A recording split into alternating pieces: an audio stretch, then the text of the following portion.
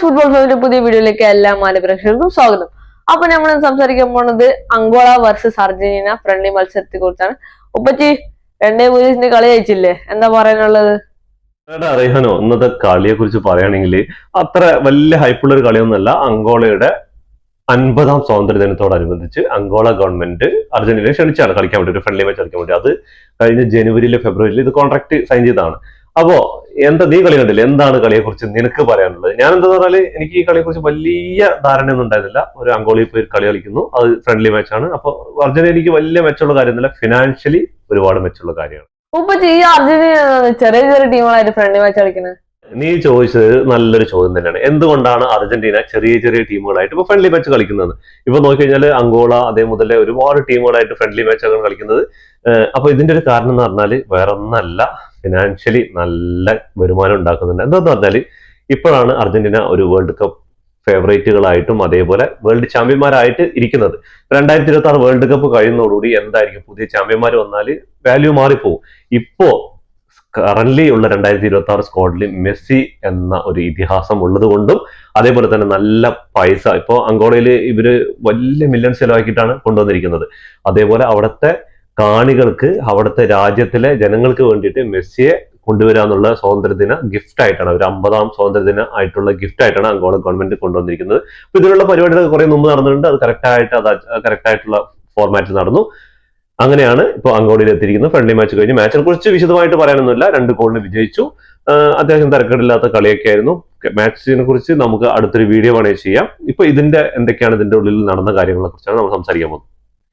ഉപ്പച്ചി ഇതുപോലത്തെ ചെറിയ ചെറിയ ടീംസിനായിട്ടുള്ള കളിക്കുന്ന ഗുണം എന്താന്ന് വെച്ചാൽ, ഫ്രണ്ട്ലി മാച്ച് കളിക്കുന്ന ഗുണം എന്താന്ന് വെച്ചാൽ, ഈ അർജന്റീന ടീമുക്ക് പുതിയ പുതിയ പ്ലെയേഴ്സ് വെച്ച് ഈ സ്ക്വാഡിൽ ട്രൈ ചെയ്ത് നോക്കാം. ഇപ്പൊ മെസ്സി അടുത്ത വർഷം വിരമിക്കും, ഓട്ടോമാറ്റി അടുത്ത വർഷം വിരമിക്കും. അപ്പൊ ഇവര് വിരമിക്കുമ്പോ ഒരു ബാക്കപ്പ് സ്ക്വാഡ്, അല്ലെങ്കിൽ ഇപ്പൊ ഇവർ പരിക്കാൻ തന്നെ വെക്കുക. അപ്പൊ ഇവർക്ക് ഒരു ബാക്കപ്പ് സ്ക്വാഡ് ആയിട്ട് വേൾഡ് കപ്പിലോ ഇനി അടുത്ത വരാൻ പോണ വല്ല ടൂർണമെന്റിലോ അങ്ങനെ കളിക്കാനാണ് ഇവര് ഇതുപോലത്തെ ചെറിയ ചെറിയ ടീമിനെ എതിർക്ക് ഇങ്ങനെ കളിക്കുക. അപ്പൊ ഈ ചെറിയ ചെറിയ ടീമുകളായിട്ടുള്ള കളിയൊക്കെ കഴിഞ്ഞു. ഇനി വലിയ വലിയ ടീമുകളായിട്ട് നിങ്ങൾ കളി ഉണ്ടാവും വേൾഡ് കപ്പിന് മുമ്പ്? ചെറിയ ചെറിയ ടീം എന്ന് പറഞ്ഞ് കളിയാക്കുന്ന ആൾക്കാരോട് ഒരു കാര്യം പറയാനുള്ളൂ. ഫുട്ബോളിൽ അവർ ഒരു സാമ്പത്തികമായിട്ടുള്ള ഭദ്രതയ്ക്ക് വേണ്ടിയിട്ടാണ് അവർ ഇപ്പോൾ ഈ ചെറിയ ചെറിയ ടീമുകളിൽ നിന്ന് നല്ല ഫണ്ട് വാങ്ങിച്ചിട്ട് അവർ കളിക്കും. അവർക്ക് ഈ സീസണിൽ കിട്ടുമെന്ന് അറിയാം. ഈ ഒരു കൊല്ലം കഴിഞ്ഞ് 2026 വേൾഡ് കപ്പ് വിജയിച്ചോ ഇല്ലേ എന്നുള്ളതല്ല പ്രശ്നം. എന്താ കാരണം എന്ന് പറഞ്ഞാല് 2026 വേൾഡ് കപ്പിൽ വിജയിച്ചു കഴിഞ്ഞാൽ മെസ്സി എന്തായാലും വിരമിക്കും. വേൾഡ് കപ്പ് എടുത്താലും എടുത്തില്ലെങ്കിൽ മെസ്സി വിരമിക്കും. അപ്പോൾ ഈ ലോക ചാമ്പ്യന്മാരെന്നുള്ള ബാഡ്ജ് അപ്പോഴും ഉണ്ടാവും. പക്ഷേ മെസ്സി എന്ന ഇതിഹാസം കൂടി ഉണ്ടാവില്ല. ആ ഒരു ബ്രാൻഡിനാണ് വാല്യൂ. ഇന്നലെ ഇതിനു മുമ്പ് സ്പെയിനിലായിരുന്നു പിന്നെ പ്രാക്ടീസ് ഉണ്ടായിരുന്നു. അവിടെ എൽസിയുടെ ഹോം ഗ്രൗണ്ടിൽ കളി ഉണ്ടായിരുന്നു. ആ ഹോം ഗ്രൗണ്ട് ശരിക്കും ഒരു ഫുട്ബോൾ മത്സരത്തിന് നടന്ന അത്രയും ഒരു കാണികൾ ഉണ്ടായിരുന്നു.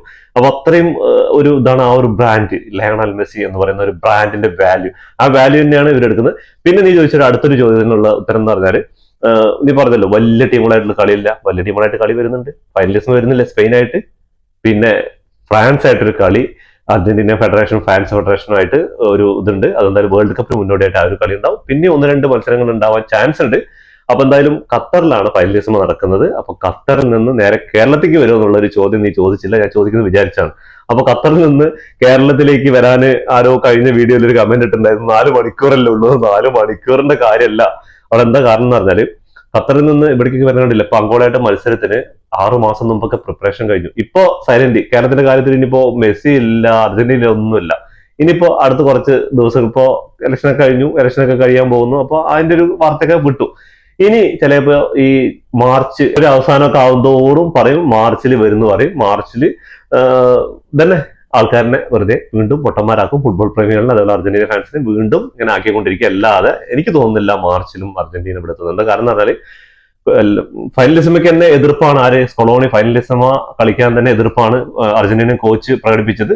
പിന്നെ ഫിഫയും യുഎഫയും അതേപോലെ കോമബോളും എല്ലാം ഇതായിട്ട് ചെയ്യുന്ന ഒരു പരിപാടി ആയതുകൊണ്ട് ആള് ഓക്കെ എന്ന് പറഞ്ഞിട്ടുണ്ട്.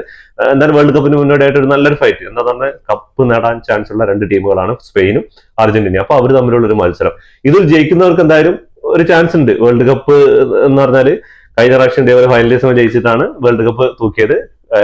കോപ്പ അമേരിക്ക ജയിച്ചു, ഫൈനലിസം ജയിച്ചു, വേൾഡ് കപ്പ് തൂക്കി. കോപ്പ അമേരിക്ക ജയിച്ചു, ഫൈനലിസം ജയിച്ചു കഴിഞ്ഞാൽ വേൾഡ് കപ്പ് തൂക്കുന്നതാണ് അർജന്റീന ആരാധകര് ഇപ്പൊ ആഗ്രഹിച്ചുകൊണ്ടിരിക്കുന്നത്. അങ്ങനെ ഒരു ചരിത്രം സൃഷ്ടിക്കുകയാണെങ്കിൽ ലയണൽ മെസ്സിയെ പിന്നെ ഒരു പിടിച്ചാ കിട്ടാത്ത ഒരു മുതലായിട്ട് മാറും. പിന്നെ ആരും പറയില്ലല്ലോ വേൾഡ് കപ്പിന്റെ മുകളിലല്ല ഒരു കപ്പെന്ന്. അപ്പൊ ഇതൊക്കെയാണ് സംഭവങ്ങൾ, കാര്യങ്ങൾ മനസ്സിലായില്ലേ? അപ്പൊ ഉപ്പച്ചി നിങ്ങൾ പറയുന്നത് കേരളത്തിലേക്ക് മെസ്സിയും അർജന്റീന വരില്ലാന്നല്ലേ? അപ്പൊ ലാസ്റ്റ് ഓപ്ഷൻ ആയിട്ടുള്ളത് ഖത്തർ തന്നെ. ഖത്തറിൽ തന്നെ പോയി കളി കണ്ടു വരും ഇനി. അതെ, ഫൈനലിസം കാണാൻ വേണ്ടിട്ട് ഖത്തറിൽ പോകേണ്ടി വരുന്നതാണ് ഇപ്പോ ഒരു ഇത്. അതന്നെ. ഒരു പുതിയൊരു ഫോർമാറ്റിലാണ് നമ്മൾ ഈ വീഡിയോ ചെയ്യിക്കുന്നത്. അപ്പൊ വീഡിയോന്റെ അഭിപ്രായങ്ങൾ നിങ്ങൾ കമന്റ് ബോക്സിൽ രേഖപ്പെടുത്തുക. അപ്പൊ ഇതോടുകൂടി ഈ വീഡിയോ അവസാനിക്കുന്നു. ഫുട്ബോൾ ലോകത്തെ പുതിയ വിശേഷങ്ങളുമായി വീണ്ടും കാണാം. ഈ വീഡിയോ ഇഷ്ടപ്പെട്ടാൽ ലൈക്ക് ചെയ്യുക, ഷെയർ ചെയ്യുക, സബ്സ്ക്രൈബ് ചെയ്യുക. അതോടുകൂടി നമ്മുടെ സോഷ്യൽ മീഡിയ പേജായ ഇൻസ്റ്റാഗ്രാമും ഫേസ്ബുക്കും ഒന്ന് ഫോളോ ചെയ്ത് കൂടെ.